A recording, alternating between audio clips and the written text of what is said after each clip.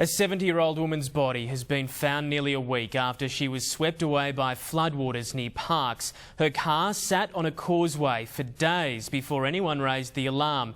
It's the first death in New South Wales from this flood event, which today entered its 10th day. This is where an elderly woman drove her white Mitsubishi ute onto a flooded causeway last Friday. After the flash flooding that tore through the Parkes Shire, the water level was topping 1.5 metres. She climbed out the window of the ute and tried to escape, but she was swept downstream. The Bogan River flooded and covered that causeway, and we believe that the water was approximately 1.5 metres high and flowing quite quickly, and it appears that that's when the vehicle became stuck. Her husband only told police she was missing yesterday. He was on a remote property and wasn't expecting her home until then. The information that we have at this stage is that she was last seen Friday evening. She left the property at Burrell and was travelling back to Parkes. The woman's car sat on this causeway for almost 5 days before someone raised the alarm. It was only then that police commenced the search yesterday afternoon. Police were notified of an abandoned vehicle out on Avondale Road at Canumbla, and we went out there to check on a vehicle that was abandoned, and subsequently attended a address nearby and found out that the driver of the car was missing. Police found her body near this dam, 500 metres downstream.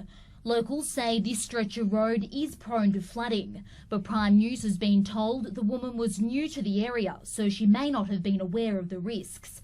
The tragic circumstances surrounding her death has prompted the SES to make more appeals to the public. Don't drive through floodwaters. Our main message is for people to be prepared. It get stores in if they've got to go and buy bread and milk and all that sort of stuff. Get that done before the possibility of being cut off. The floods out this way are only short duration, so nothing can be that urgent. It could take days to formally identify the woman. Alex Bernhardt in Canumbla, Prime News.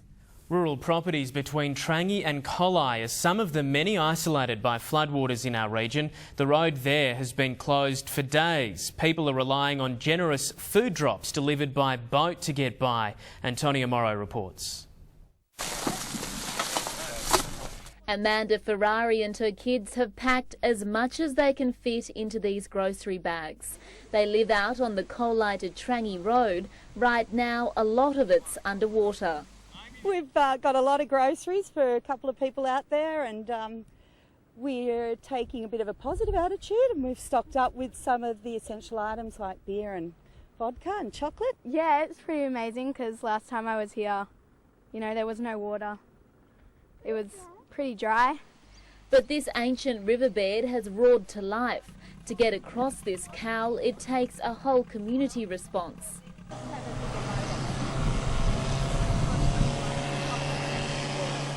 Dinghies have become the new mode of transport, ferrying residents to and from the dry land. Today I've just gone in town shopping via boat. It's the only way we can get in town.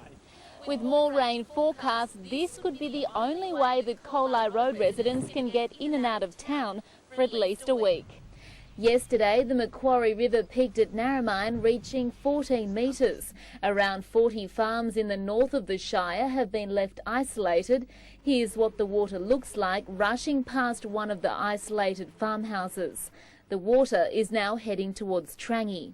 There's a lot of roads around the districts that have been cut by the water, and there's millions of dollars damage there.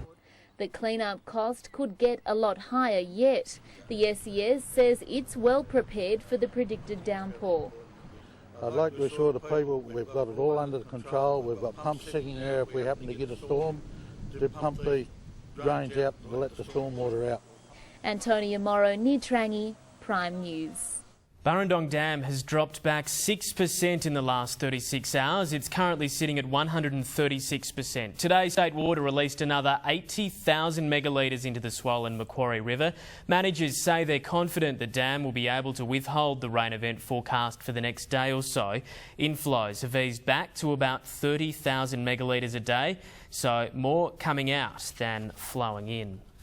Parts of Macquarie Street in Dubbo are still a ghost town. Businesses shut due to the floodwaters that have inundated basements on the riverside of the CBD. They're bracing for higher floodwaters. Antonia Morrow is there for us tonight. Antonia, how's it looking? Hugh, right now the Macquarie at Dubbo is at 9.22 metres and falling. But the flood threat isn't over just yet. A rain event is moving through the state. It's expected to hit our region tomorrow. Forecasters are predicting up to 40 millimetres.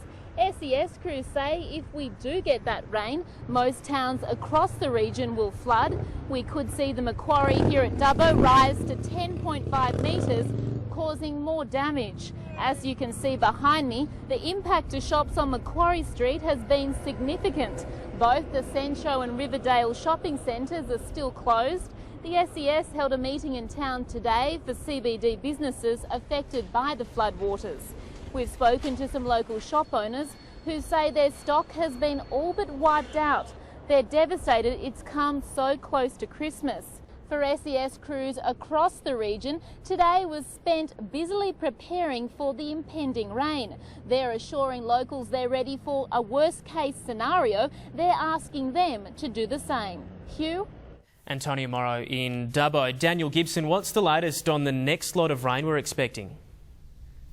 G'day Hugh, yeah, the latest still up to 40 millimetres, but the thing is it's actually quite fast moving, and once we get through, probably hit around lunchtime, the heavier falls, but it's quite fast moving. And Thursday, Friday's less and Saturday's even better. See you soon. OK, thank you, Dan. Well, with that forecast, it's all hands on deck at local SES headquarters. They're expecting flash flooding in parks. Stormwater damage crews from the Central Coast have travelled to the region to assist local staff. Today, they inspected properties at risk and put in sandbags at Parks, Forbes and Cowra.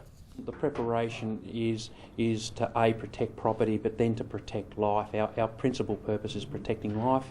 If people adhere to those messages and we all work together, that will be achieved. There's no end in sight to this flood crisis right now. Nearly 7,000 calls have been made to a public information centre. The number is 1800 227 228. At this stage, it will remain open until at least tomorrow night. And the number for the SES is 132 500.